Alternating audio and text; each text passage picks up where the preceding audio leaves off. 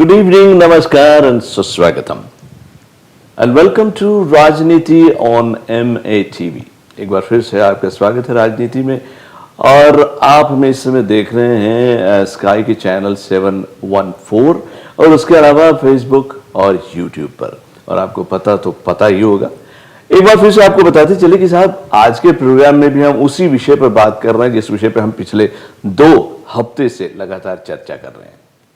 और इस विषय को दोहराने के पहले मुझे पिछले सप्ताह मेरे जो होस्ट थे उन्होंने कुछ कहा था कि प्रसिद्धि पाने के लिए, मशहूरी पाने के लिए, अपना नाम लोगों तक पहुंचाने के लिए लोग कुछ भी करते हैं। और मुझे संस्कृत का एक सुभाषित याद आया कि घटम विंध्यात पटम छिंद्यात कुर्यात रासवरोहणम ये न के न प्रकारेण प्रसिद्ध पुरुषो भवेत। मतलब जिसको प्रसिद्धि की, अपना नाम कमाने की चाहत होती है वो हद से गुजर जाता है।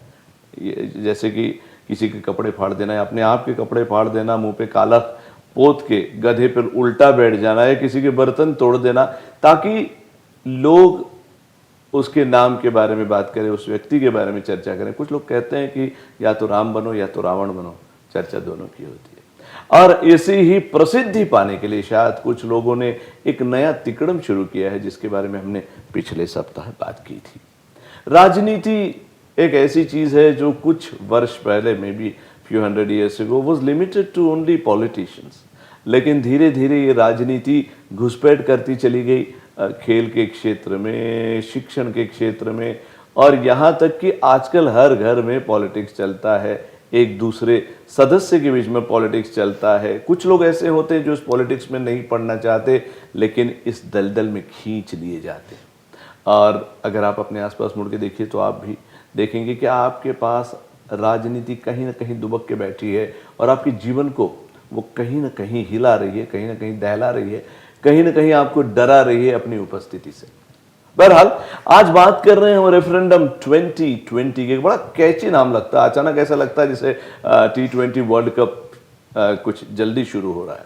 लेकिन साहब ये जो है वो किसी ही बड़े ही चालाक चतुर दिमाग की उपज है कि इतना अच्छा नाम उन्होंने ढूंढ के निकाला है। और आज इस विषय पर चर्चा करने हमारे स्टूडियो में उपस्थित है एक बहुत ही क्या उसको कहते हैं, ज़बरदस्त व्यक्तित्व। बहुत यंग हैं, दिखने में खूबसूरत हैं, डॉक्टर भी हैं और बहुत कुछ हैं। We welcome in our studio today in MATV's Rajneeti, Dr. Shweta Raghavan. Namaste. Shweta, welcome to our show. First of all, thank you very much for agreeing to spend your precious time with us. Dr. Shweta is from Bangalore. She is also very active in politics, and she is first a foreign student who was elected twice, right? Indian. As people or officer of Student officer at the King's College Students in Union. the King's College. Shweta, इससे पहले कि we start talking about referendum 2020 and other things which correlates with this, I want to tell everyone that if you want to participate in this program, please call us after the first break. The number will be displayed on our TV screen and you can come talk to Shweta, express your thoughts, tell us what you think in general about the subject, or tell us what you think about this program. Anything really, your contribution will be really appreciated.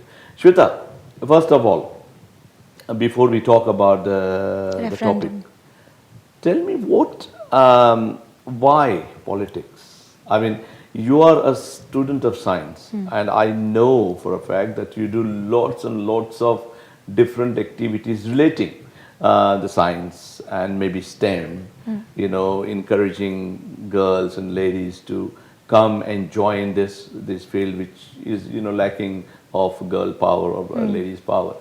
And that means when you are in science, you got so much to do. Your both hands are full, you need more hands.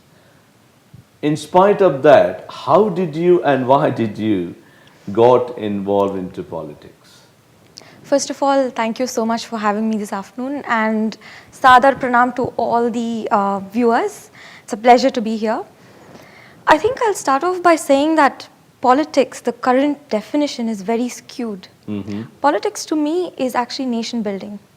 And that nation building doesn't always have to be economic or a social building of the society. Yeah. It involves health, it involves education, and these are two sectors in which I'm heavily involved. So yes, by training, I am a cell biophysicist, Yeah. but I saw that the participation in cell biology, not just cell biology, just generally science and mathematics, there's a lot of disparity. The kind of who comes into this course it's very clear, like there's certain ethnic groups that come in, some don't. Right. And I started wondering why this is the case, and I wanted to do something about it. Right. So that's how I ventured into the entrepreneurial route. I started a social initiative that's called Scientists and Company. We're about 2 years old, and in these 2 years, we've mentored one-on-one nearly 130 students, and they all come from less advantaged backgrounds, if I may put it that way. Right. And it could be socially or economically less advantaged. While I was doing this work, both my scientific research and trying to do educational outreach, I realized that the aspirations of students aren't well reflected. At least at the national level, at the student politics level, it was not well represented. Right. And I kept talking to a lot of people. I said, you should do something like this, you should do something like that. And I remember this one friend who said, why do you keep telling us what to do? Why don't you do it? And my first instinct was, I'm an international student. I'm an Indian citizen. Do you think they'll accept me in this country if I kind of ventured into mainstream student politics? And she didn't have an answer, and I thought I wanted to find out the answer. Right. And being the risk taker that I am, I just stood for elections. I was very new, nobody knew me, very grassroots. And I don't know what people saw in me, but I think they gave me the confidence. And since I've not looked back, I've tried to represent them any which place I can, whether it's at the parliament, whether it's at the National Students' Union, or whether within our own university. And it's just continued that way. I know somebody who is a student of science again. She studied, I think, astrophysics. And then she wanted to continue, but then she decided to get into the policy. And I asked why you changed, your mind. You wanted to continue, but all of a sudden you decided to go into the policy. And the answer was very simple, that there are lots of scientists who are brilliant, who are intelligent, and they can do wonders. Yeah. But it's the policy makers. Who end up making the decisions. Precisely. Some of them, they don't even know what they're talking about. But Yeah. there is the power who can change. Yes. Hence, I decided to go into policy matter. Is it the same with you? It's that, and there's another reason. This is one of those shlokas that my Sanskrit teacher taught back in school. Okay. It goes like this. Apurvaha kopi koshoyam vidyate tava bharati veyato vridhimayati kshayamayati sanchayat. It means that knowledge is that treasure which increases when you spread it. If you try to keep it to yourself, it just diminishes. Yeah.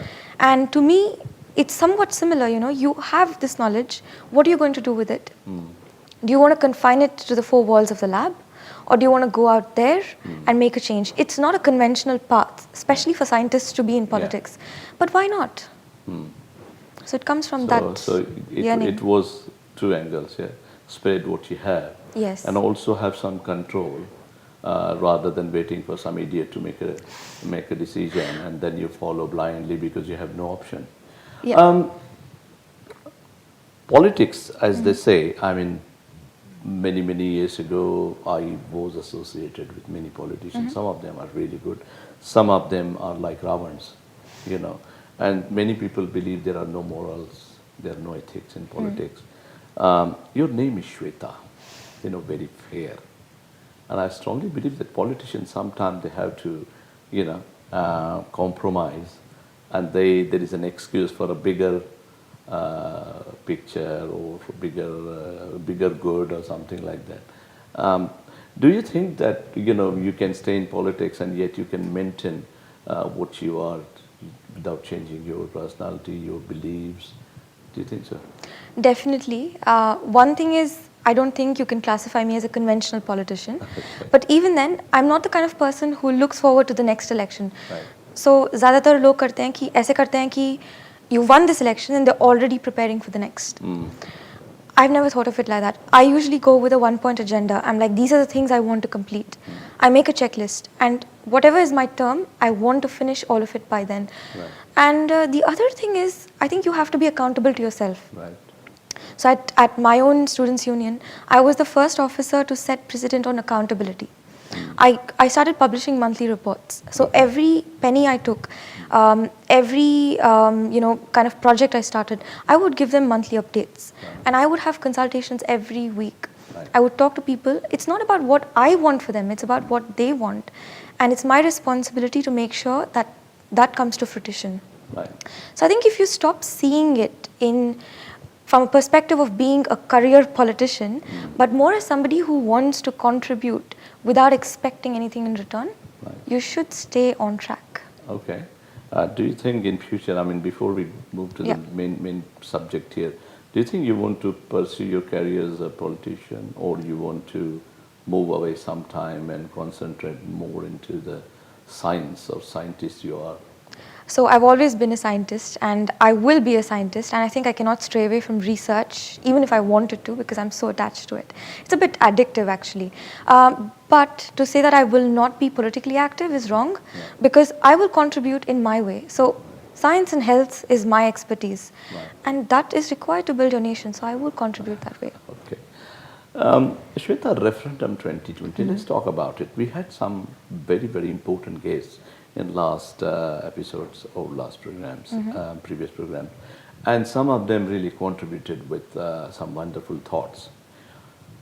As a young person, or as a person from India, especially because this referendum 2020 refers to India, and as a very experienced person because you are interacting with international people, you know, students from various countries who may see these type of incidents from a different angle. You know, some might favor it, some might say, you know, it's just waste of time. Some might say, wow, interesting, and they might think that maybe we can, you know, we can copy this model, and you know, people have their own point of view perspective.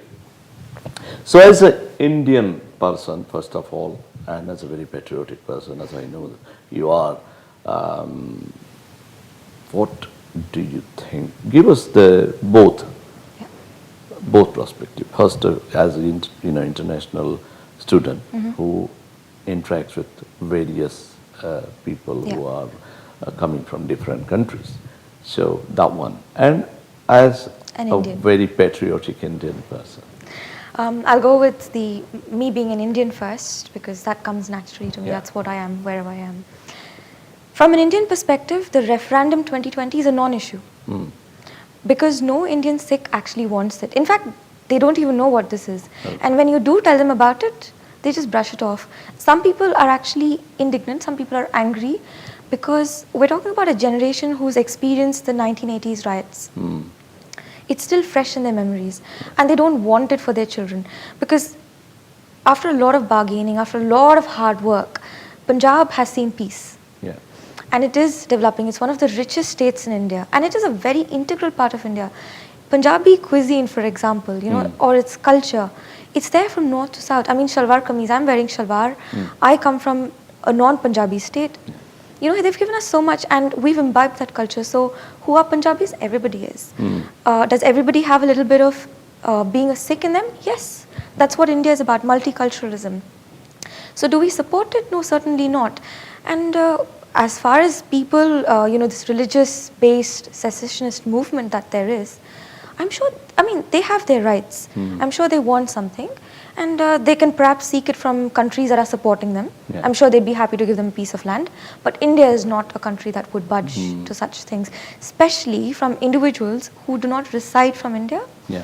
And I don't think the people who are so vocal about a separate state will actually want to come and settle there. Right. So I don't see this as an issue for Indians per se. Right.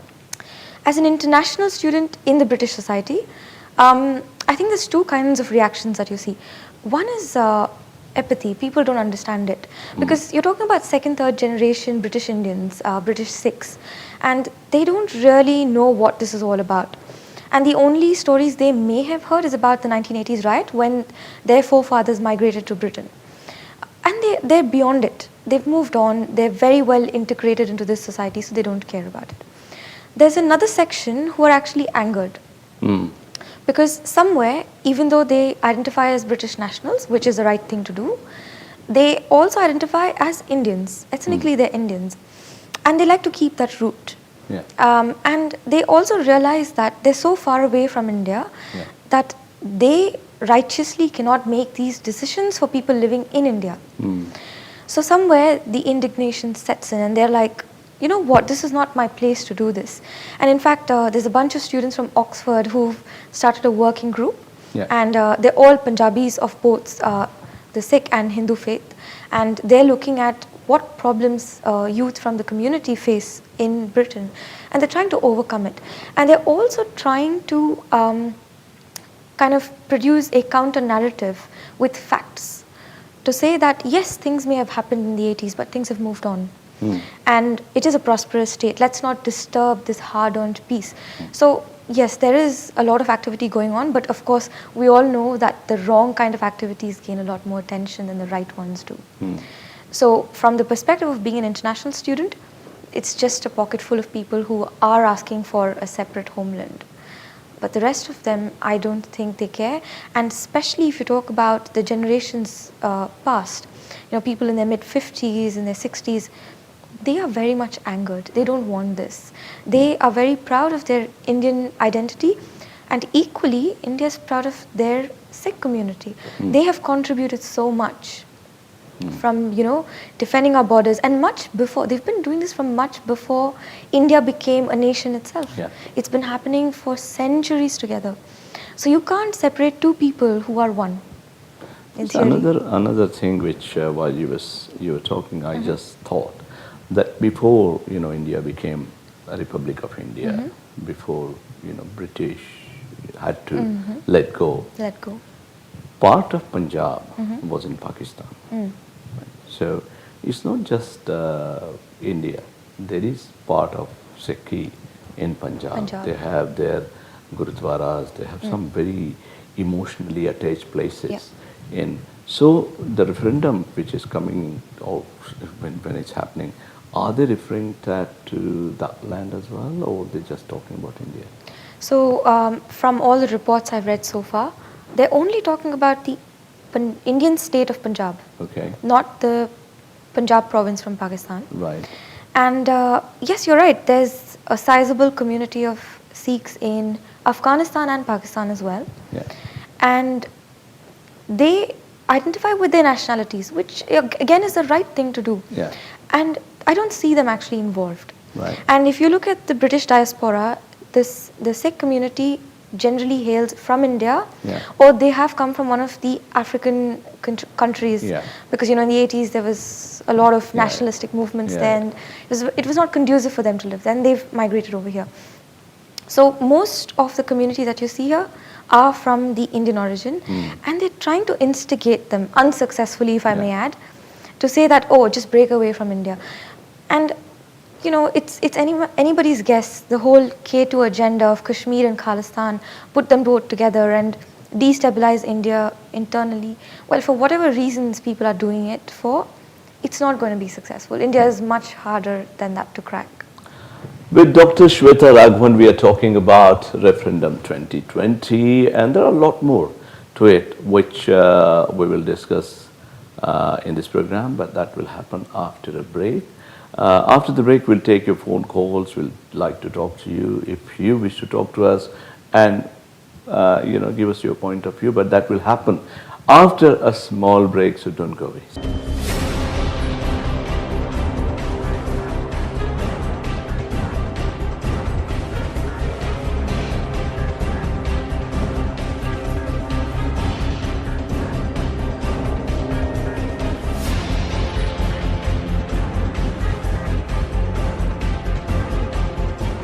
And like a mobile, we do things your way. With our new UK Plan Super, you can now enjoy 6 gigabytes of ultra-fast 4G data, unlimited UK minutes and texts, plus 100 international minutes to selected countries for the low price of just £15 for 30 days. Experience a faster world with our 4G network. Terms and conditions apply. To order your free SIM, visit likeamobile.co.uk today. Your data, your way. Like a Mobile. वसीयतनामा और trust बनाने के साथ ही आप अपने परिवार और जायदाद की हिफाजत हमेशा के लिए कर सकते हैं। एबेकस विल्स एंड ट्रस्ट माहिर हैं। विल्स और ट्रस्ट लिखने में, इनहेरिटेंस टैक्स प्लानिंग और पावर ऑफ अटर्नी बनाने में। हमारी लीगल टीम आपकी कागजी कार्रवाई आपके हालात और जरूरत के मुताबिक बनाते हैं। आप ही की मदद करने के लिए हैं यहाँ on 0845 025 000। हिस्टन हाइड वेस्ट लंदन के सबसे शानदार होटल्स में से एक, with 303 air conditioned rooms and suites, one of the largest banquet spaces in London, meeting room for up to 1200 people, conferences, musical function, weddings या कोई भी गैदरिंग, मनपसंद भोजन, शानदार आयोजन और बेहतरीन वेन्यू, 400 गाड़ियों की पार्किंग के साथ। Histon Hyde. For bookings, call 0208 572 1818. 15th of August 2018, भारतीय स्वतंत्रता दिवस की 72वीं वर्षगांठ। NRI Platform UK in association with Indian Community and High Commission of India आपको आमंत्रण देते हैं, आइए हम सब मिलकर मनाएं 72nd Indian Independence Day, 19th of August, 10 AM to 4 PM at Navnath Center, Printing House Lane, Hayes, UB3 1AR। School जाना तो एक सपना था, रोज देखता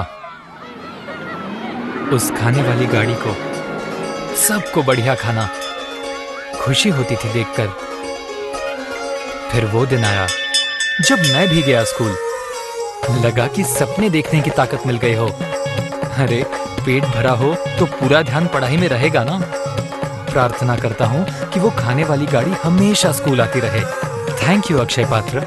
आइए हाथ बटाइए ताकि भारत में 16 लाख से भी ज्यादा बच्चों को स्कूल में पौष्टिक खाना मिलता रहे। खुशी गम, शुभ अशुभ, वक्त और हालात के साथ बदलते ही रहते हैं। आप देखिए आपकी अपनी किस्मत का हाल, किस्मत कर्मा के साथ आपके अपने चैनल MA TV पर।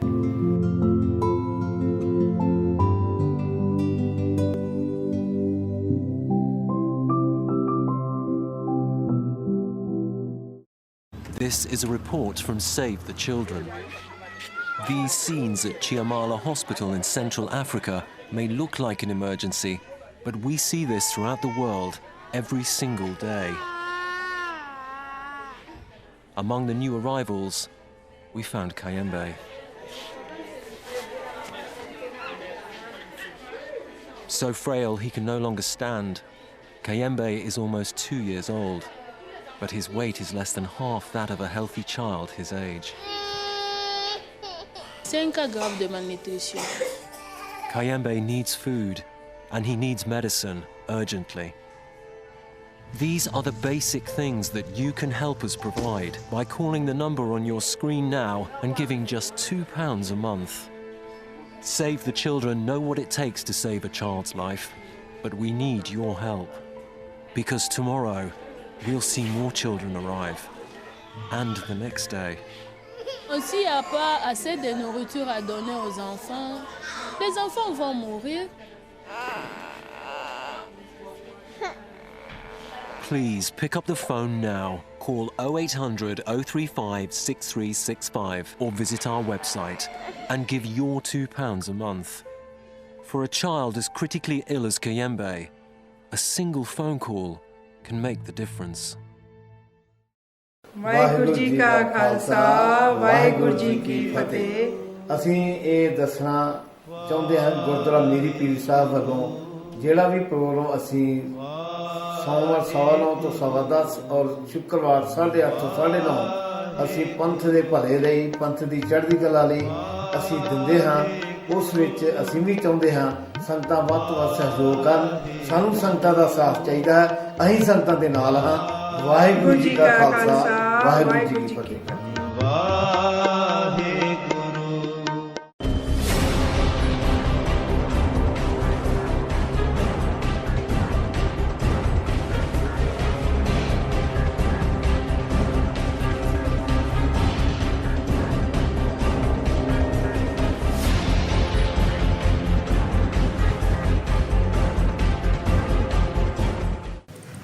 नमस्कार and welcome back to Rajneeti on MA TV programme के दूसरे भाग में आप सबका स्वागत है। उम्मीद है आपने प्रोग्राम के पहले भाग को देखा, सुना और एंजॉय भी किया। अगर आप अपनी तरफ से कुछ कहना चाहते हैं तो can always call us and let us know what you think of. We have with us in the studio Dr. Shweta Raghavan. So, Shweta ji, we were talking about the piece of land which is also part of Punjab, which is now in Pakistan or Pak-occupied Kashmir or Indian-occupied Kashmir. What do you think of that? Matlab, why it is not included in this referendum? Well, I mean, see, the whole K2 agenda which we spoke about before we went on a break is all about using the Khalistani movement and the Kashmiri movement for Azadi to basically disrupt the peace in the region. And this is beneficial because if you think of Asia, there's two major powers that are growing and India is one of them. And you always have competitors. If you have an internal turmoil, somewhere आप हिल जाते हैं और आप ज़्यादा से ज़्यादा resources उसका हल निकालने में डालते हैं. So then you cannot concentrate on too many other things.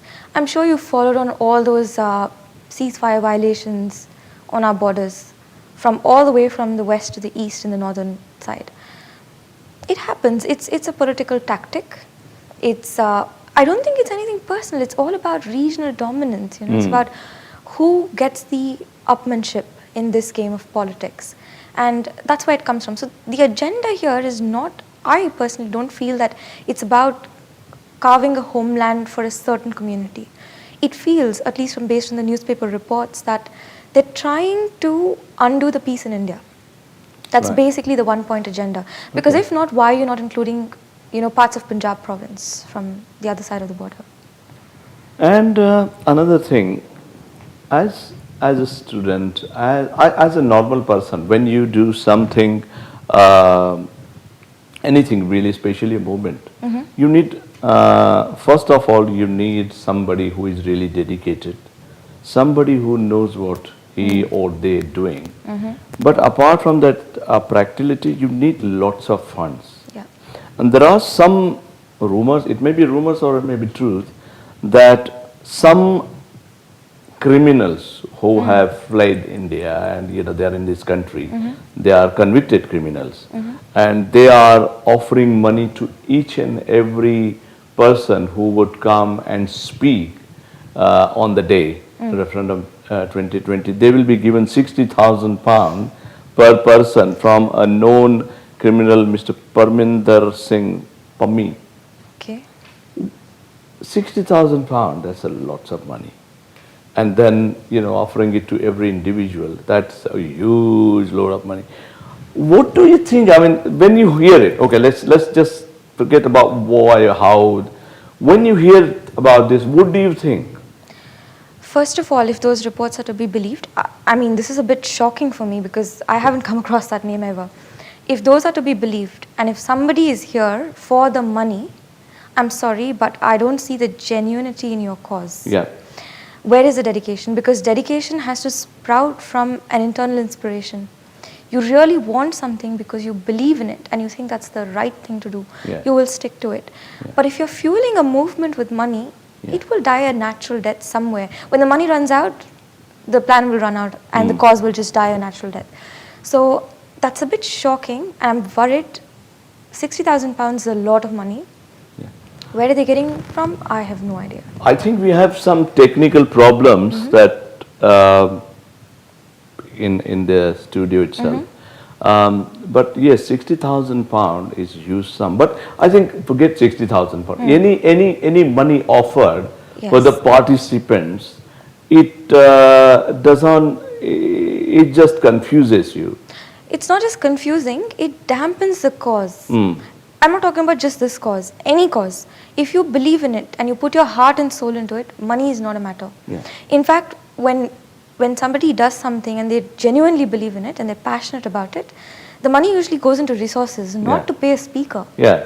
And how are you going to arouse the interest and inspire others? You can't.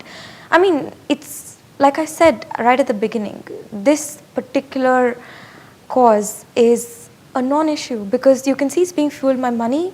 It's cheeky of some individuals Yeah. to poke their nose into the internal affairs of India, Yeah. and they're trying to achieve that agenda, and I don't really see it succeeding. I mean, I recently, came across lots of Indians, like generally in Britain, you've got Yeah. a wide range of them, Yeah. all the way from Kerala to Kashmir. Yeah. And everyone's recently talking to me about We the Indians. And I said, oh, is that a new group? Because I've not been in the country for the last couple of months and I just came back. I said, is that new? And they said, no, it's not a group, it's a movement. They said it's a movement. And I got very curious and I started looking around, asking people, and they said, we've had enough. During the Chogam, they ripped the Indian flag apart, disrespected it. Yeah. In India, that's a criminal offense. It is indeed. And here I was told that, the authorities said, even if they ripped the British flag, there's not much we could do. I'm not sure, if that's true or not, but that's the explanation being given, and it's out in the media. So if that's the case, we've had enough. Yeah. Because somewhere, Indians really trump in their skills, they're prosperous in this country, they contribute socially, economically, but they're unequal in this country. And that is the reality. And I think we've had enough of it, it's time that we start raising our voice, but peacefully. Yeah. We want to peacefully, as true Gandhians, say that this is wrong, Yeah. and we're not going to tolerate it anymore. Unlike the popular adage of being tolerant towards others, Right. Indians go one step ahead. We accept other cultures. Yeah. An Indian has every element in him. He imbibes it. So I think we're moving from tolerance to acceptance. Why are other people not falling into that sphere? So we want to say peacefully but forcefully, in as non-violent a fashion, that no, this is wrong. Right. We will not keep accepting such kind of propaganda against India. Right. I believe, and I also got this news actually from some sources, that on the 12th of August, this is when this referendum 2020 is supposed to take place, that about 3,000 to 4,000 people from this moment, we the Indians, they are going to do anti-protest. So they're going to be there, about 3,000 to 4,000 people, against this referendum, and by being there, they are, raising their voice. Yeah. But what I see and what I fear, Shweta, is that like last time when there was a protest against Indian High Commission, I think it was last year or this year, I think there was 26th of one January, Republic Day around of Republic India, Day. There was one and it ended up in violence. Yes. Where the group attacked some Indian ladies and then police had to intervene. So I have two questions in my mind which I'm going to share with you. First, what is government doing? Allowing a person who's coming, as per my knowledge, this person who is actually leading this referendum 2020 is coming from United States of America, first of all. Or he is not a British citizen. He is coming from a third country, a different country, coming on UK soil, okay, doing something against a country which is a friend of UK, and the people of that country has a huge contribution in the economics, in the politics and everything else of this country, and yet this referendum is allowed. I mean, something which does not even make a sense. So what I want to ask you is, doing a referendum against a country in a third country or a neutral country by a person who is neither the citizen of this country or that country, who's got nothing to do with it. Yeah, he's coming here, he's creating all this, and there is guaranteed that there are going to be some other people who will be protesting against this one. So there is a possibility almost that there will be some clashes. And then, people who are living with harmony in this country, they might be scared of this because, once the violence is erupted, everybody is scared. So how come government can't do anything about it? I'm going to actually briefly visit the Republic Day incident. Yeah. And I know about this because I was on the Strand campus of King's College London. Yeah. And we're just next door to the High Commission. I was walking out, it was in the afternoon, I remember walking out, and I saw a huge crowd. Visibly, there were two groups protesting against each other. Okay. And it was just a protest, and obviously the authorities, the Met Police was there. It looked like under control. So I buy my lunch and I'm walking back into my campus when suddenly there's a chaos. It's a chaotic, a chaotic place there, and you don't know who's moving where. People are shouting, and this one girl literally gets pushed out of the crowd. And I remember catching her up, and I took her down to where my campus was, and I said, sit down. She was hurt. She was pushed out of the crowd, and I said, what's happening? And then she explained to me, and she said, well, actually, we're counter-protesting.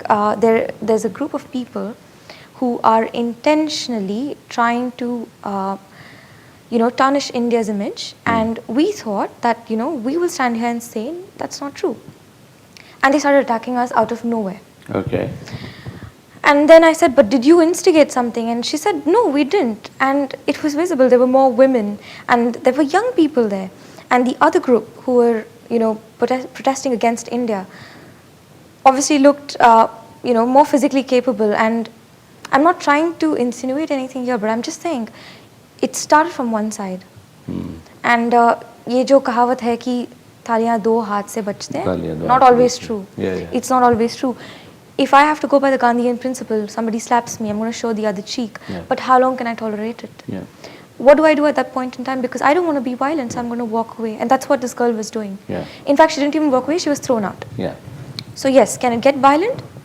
Yes, there are possibilities, because like I said, the people who've told me about We Are the Indians, they did tell us, they said, we want to use every legal means possible and peacefully assemble to protest against anything that has to do with tarnishing India's image. What is the government doing? They're not doing anything. They really aren't doing anything. And I think it kind of boils down to a certain guilt that, the Indian subcontinent was partitioned by the British before they left the subcontinent. And somewhere they feel responsible for the newly formed states. And in that whole protective mantle that they've taken up, they forget that India also needs an unbiased friend in the West. And they often fail to give us. It may not be an intentional bias, but a bias still exists. It may just not be intended that way. And the general reasoning is, when I talk to people, they say, oh, India is a big country, it can manage itself. And you are the largest democracy. You've got things right, so I'm sure you can manage. But actually, you know what? We can't control things on British soil. You are a sovereign, independent nation. And you have to check people, especially when British-India ties are on the rise. You can't suddenly just let us fend for ourselves on your soil. That doesn't work like that.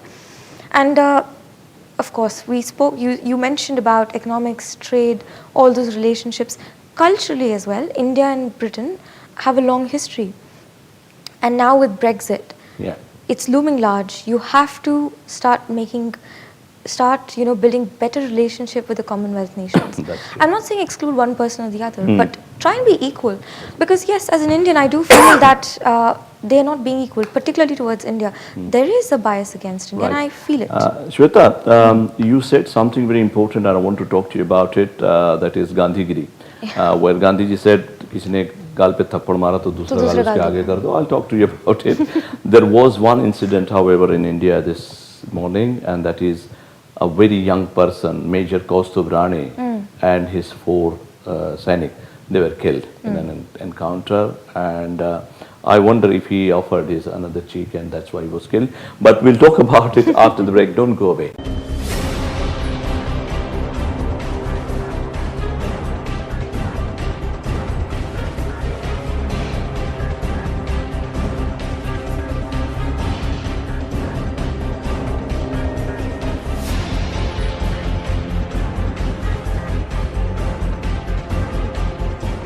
And like a mobile, we do things your way.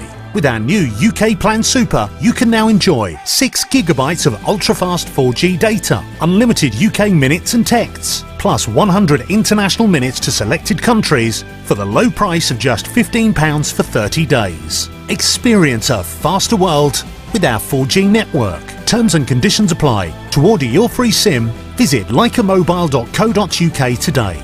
Your data, your way. Like a Mobile. वसीयतनामा और trust बनाने के साथ ही आप अपने परिवार और जायदाद की हिफाजत हमेशा के लिए कर सकते हैं। एबेकस विल्स एंड ट्रस्ट माहिर हैं। विल्स और ट्रस्ट लिखने में, इनहेरिटेंस टैक्स प्लानिंग और पावर ऑफ अटर्नी बनाने में। हमारी लीगल टीम आपकी कागजी कार्रवाई आपके हालात और जरूरत के मुताबिक बनाते हैं। आप ही की मदद करने के लिए है यहाँ on 0845 025 000। Heston Hyde west London के सबसे शानदार होटल्स में से एक, with 303 air conditioned rooms and suites, one of the largest banquet spaces in London, meeting room for up to 1200 people, conferences, musical function, weddings या कोई भी गैदरिंग। मनपसंद भोजन, शानदार आयोजन और बेहतरीन वेन्यू, 400 गाड़ियों की पार्किंग के साथ। Hasten hide. For bookings call 0208 572 1818। 15th of August 2018 भारतीय स्वतंत्रता दिवस की 72वीं वर्षगांठ। NRI platform UK in association with Indian Community and High Commission of India आपको आमंत्रण देते हैं। आइए हम सब मिलकर मनाएं 72nd Indian independence day, 19th of August, 10 AM to 4 PM at Navnath Center, Printing House Lane, Hayes, UB3 1AR। School जाना तो एक सपना था, रोज देखता उस खाने वाली गाड़ी को, सबको बढ़िया खाना, खुशी होती थी देखकर। फिर वो दिन आया जब मैं भी गया स्कूल, लगा कि सपने देखने की ताकत मिल गई हो। अरे पेट भरा हो तो पूरा ध्यान पढ़ाई में रहेगा ना। प्रार्थना करता हूँ कि वो खाने वाली गाड़ी हमेशा स्कूल आती रहे। थैंक यू अक्षय पात्र। आइए हाथ बटाइए ताकि भारत में 16 लाख से भी ज्यादा बच्चों को स्कूल में पौष्टिक खाना मिलता रहे। खुशी गम, शुभ अशुभ, वक्त और हालात के साथ बदलते ही रहते हैं। आप देखिए आपकी अपनी किस्मत का हाल, किस्मत कर्मा के साथ आपके अपने चैनल MATV पर।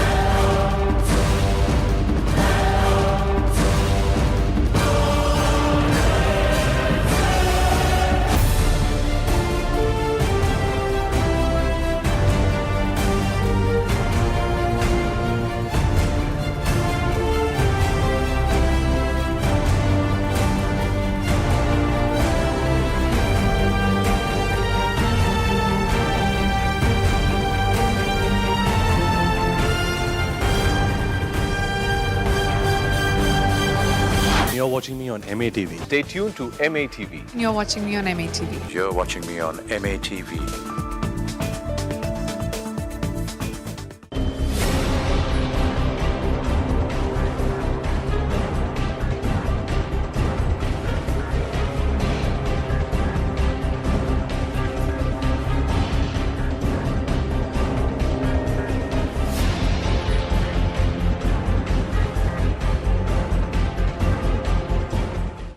Welcome back to Rajneeti on MATV the final part. हम बात कर रहे थे राजनीति और इस समय जो एक बड़ा अजीब गरीब सा किस्सा चल रहा है। Next week there is something going to happen in front of Indian high commission in England known as referendum 2020। हम बात कर रहे थे गांधीगिरी की कि प्रोटेस्ट अगर किसी ने आपके ऊपर हमला किया तो you just walk away and there is something happened which is very close to my home where I am from. In fact, that person who died today was my sister's student.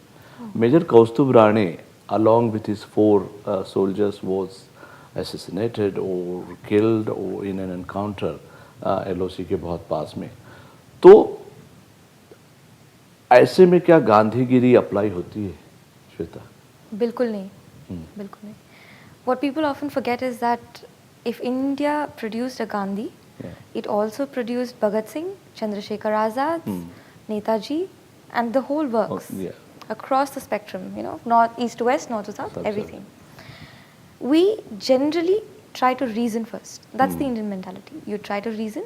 If it doesn't work, we will defend ourselves. You can't, you know, you can't just barge into our homeland and say this is ours. We're not going to keep quiet. Yes, we've had problems on and off. ऐसा भी हुआ है कि, you know, in that whole tamasha of politics, some individuals may have been a bit more selfish, and we kind of played it wrong sometimes. But overall, for 70 years and more, we've been a democracy. And we have the largest voluntary army. India does not pick people up from their homes and put them into the army. No, you sign up. And you should just look at the number of people who go. I had a friend and his older brother was killed. And this was during the Kargil war and he was much, much younger. He was my batchmate. And 10 years after, he said, the minute I graduate, I'm going to go straight and enroll in the army. I said, but you know, you're the only surviving child of your parents. He said, so what? So what? This is my motherland and she needs me as much as my mother does. Janani janma bhumischa swargatapi gariyasi. So for us, it's not hyper-nationalism at all, you know. There is a fine line between patriotism and jingoism. We are patriotic without harming or hurting the other individual. But at the same time, if you come and, you know, intentionally try to disrupt our peace and security, of course we will retaliate. So Gandhigiri is not always the policy. Yeah, मेरी झांसी नहीं दूंगी. There was a poet.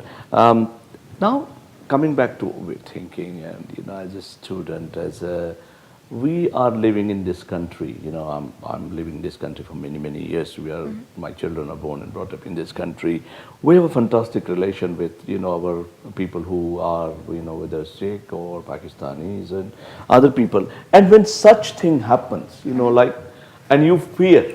I'll give you a good example, a bad example, or rather, when this incident happened in Punjab, you know, जब वो इंदिरा गांधी की हत्या हुई उसके बाद में, तो जो लोग एक दूसरे के साथ में रहते थे, जो एक दूसरे के पड़ोसी थे, अचानक they became enemies, you know, they became suspicious. मैं आपको बताऊं कि पुराने ज़माने में when I was a child, we used to think कि अपने साथ अगर एक सरदार जी होंगे ना, तो we are safe. Yes. You know, if you are accompanied by one Sardar ji, you would think that we are safe. Sardar ji apne ko bacha lenge. You know, in some films also you see that, you know, the main hero or somebody is in trouble and all of a sudden comes Sardar ji with his वो हाथ में उनके जो कृपाण होती है वो, and he is actually getting rid of all these villains. So we had that. That was how we used to think of Sardar or Sikh. In fact, what we read is also the same thing. That, you know,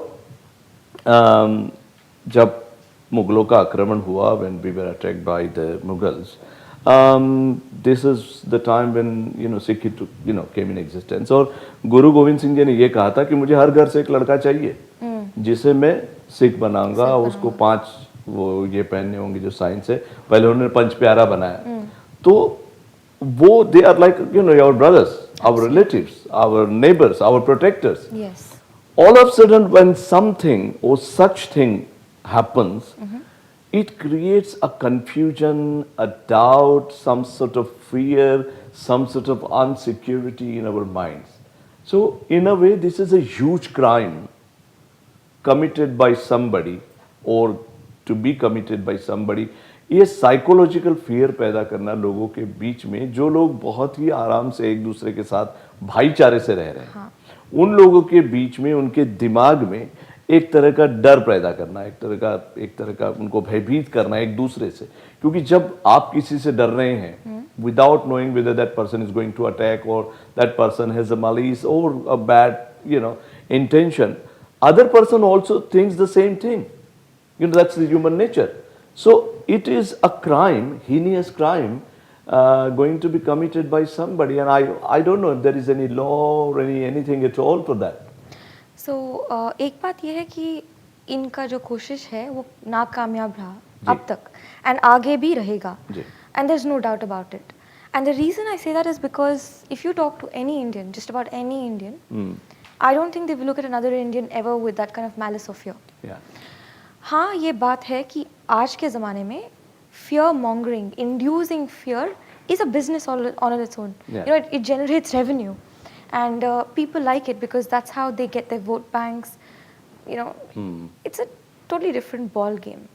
But रही बात Sikh community की, they are, and they will remain an integral part of the Indian community, and they are the most respected, of course. As you said, the community was more about protecting their own. Yeah. And they said हर घर से एक आएगा जो अपनों को बचाएगा और उनका रक्षा करेगा. Yeah. And that's been their motto, even now, when I'm in a tube and if I'm alone and if I see a Sardar, immediately I'm like, Hi. अच्छा, I'm in safe hands. मुझे पता है कि if I'm in trouble, I can just give a shout and he's going to be standing by my side. That will always be there. That will never change. And even with the Sikhs, they don't feel any different. Yeah. I told you, everybody I asked about referendum 2020, they were actually angry and they said, who are these people who are talking about all this nonsense? They said, don't talk about it. It's, it has no space in our lives. So, coming to this whole point about fear mongering again, right? Yeah. People do that, and yes, I think somewhere our generation sometimes may buy it, because see, the paradox about communication, advancement in communication technology is that, you are more connected, but you also end up being connected with like-minded people. So agar there's one rotten apple, and then he starts talking about a certain sentiment, and he says, oh, this is wrong, this is wrong. Yes, my generation is aware of history, but we don't think historically. We don't learn lessons from history. We should start doing that. We should start saying, this happened in the past. That's how, all these riots started. We've already divided the Indian state of Punjab too much. Haryana and Punjab, and then Chandigarh being, sort of between the two, and everybody fighting for resources. We've been through that. We've now come to a stable state. I think we need to think historically and say, no, we will not commit that mistake anymore. We shouldn't go back in time. We should try to progress forward. And that comes from education, it boils down to, of course, upbringing is one, and education as well. The state no longer has control over civic education. That's a major problem, because information is floating about. There is so much knowledge on social media, but there is no experience. You don't get to hear the stories from your forefathers. The partition of Punjab during, 1947, that still has a toll on certain people's lives. They have still not come out of it. And you're trying to do something similar. That is so inhuman. I mean, where do you get the idea from? So, yes, there are people who will do it, but I think awareness is the key to it, to put out the right narrative and correct all these falsehoods. As a very, very intelligent person, as a student of Indian origin, and probably a very well-established scientist of future, if somebody comes and asks you, Shweta, all these troubles, they keep on coming. It's not that one happened and then everything will be hunky-dory and it will be quiet and peaceful. No, there will always be somebody who will come back with some different agenda, some different ideas to, to disturb and do harm to the communities who are living peacefully. That is one part of politics, which always does is काम दाम दंड भेद, साम दाम दंड भेद से इनको पहले तोड़ो बाद में इनका दोनों का फायदा उठाओ. But as an intelligent person, and there was a time when people were not so much keen to get into politics. They used to say, "अरे politician का काम है, ये नेताओं का काम है." But that is changing. Yes.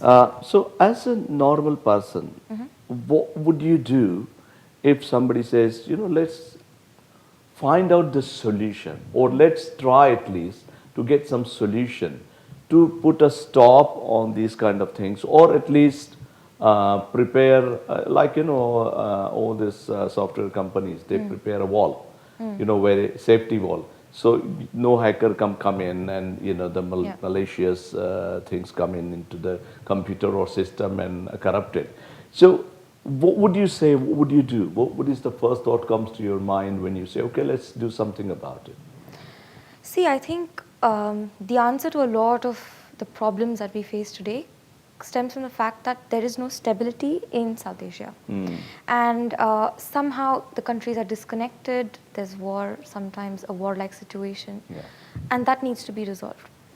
Personally, I think without a third-party interference, the heads of two governments, whichever governments they are, it could be India, Pakistan, Afghanistan, China, whoever it is, sit down and have a talk, put everything on the table.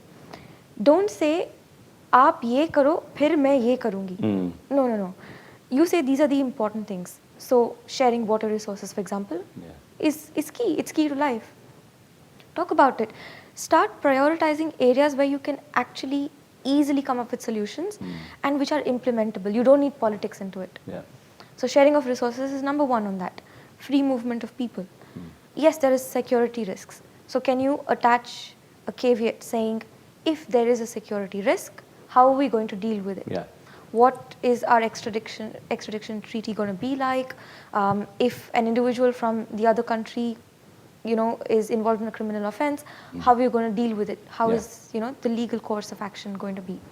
So start with things like that, and then you can talk about bigger disputes like, ये मेरा border है, ये आपका है, ये मेरा state है, वो आपका है. That comes secondary.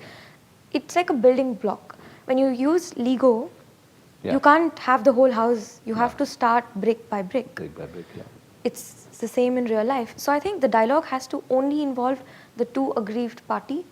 Generally, if you take Kashmir, for example, it's blown out of proportion because there's so many, you know, third parties, you know, all sorts of players, state, non-state. It confuses people. And there's too many narratives. Nobody knows which one is the truth. So the two parties, ideally the legal representatives, come together, talk about it. And Shweta, I mean, it's very interesting that you said, but the time is saying that we have to conclude this discussion. We're talking about referendum 2020. Do you think it has a legal, does it have any legs, eyes? No. No, not at all. You know, it's somebody's trying to be naughty, let them be naughty. It's fine. It's not affecting me. It's not going to affect the Sikh community in India. It's not going to affect Indians as a whole. It's fine. Shweta, thank you so much for your time. Thank you. And as far as this program is concerned, time समाप्त होता है, इसके लिए इसको यहीं पर विराम देना पड़ेगा. अगले सप्ताह फिर मिलेंगे किसी नए अतिथि के साथ, किसी विषय के साथ में. तब तक के लिए राम भट्टवाद ने अपना ख्याल रखिएगा. Stay safe.